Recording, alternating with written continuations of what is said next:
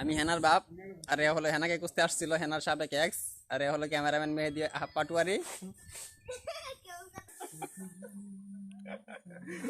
আমরা কোনো professional actor বা টিকটকার না, আমরা জাস্ট আবেগবশত, হ্যাঁ বাইক আমার বারবার বলতেছিল মামা এটা করা যায়, এটা করা যায়, যাও অ্যাক্টিংটা করি, ওই সূত্রে একটু করলাম আর কি। আমরা প্রথম পর্ব শেষ করে দ্বিতীয় পর্বের জন্য নদীর পাড়ে যাই। আমাদের গ্রাম পার হয়ে আরেকটা গ্রাম পার হয়ে তারপর নদী। আমরা চলে আইছি হেনার খুঁজে। এই যে দেখতে পাচ্ছেন আমি হেনার বাবা, ওই যে হেনার সাবেক প্রেমিকা হেনাকে করতে চলে আসছে। আজকে হেনার অ্যাক্টিং হবে, স্বপ্নের সাথে থাকুন। এটা বহুলি নদীর পার, ওই যে দেখতে পাচ্ছেন নদী। হ্যাঁ, নদীর মধ্যে সে ঝাঁপ দিবে হেনার খুঁজে।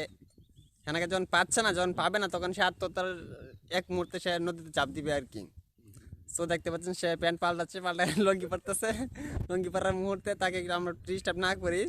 সে লঙ্গির ভিতরে কি আছে সেটা না জানি, সেটা হেনাই বোধ জানে।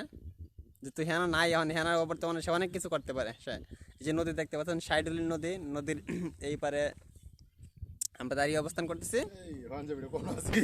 পাঞ্জাবি এটা তোমার নানার, ঠিক আছে বাবু, এটা কুতুম বছরের পাঞ্জাবি, এটাই পরো, এটাই তোমার কাটবে। আর আমি হেনার বাবা একটা সাদা পাঞ্জাবি পরছি, এই জ্যাকেটটা খুলবো খুললিয়া। এই যে পাঞ্জাবি দেখতে পাচ্ছেন। নদীর পাড়ে আমরা অ্যাক্টিং করলাম, হেনার অ্যাক্টিং। অ্যাক্টিং এর শেষ পর্ব।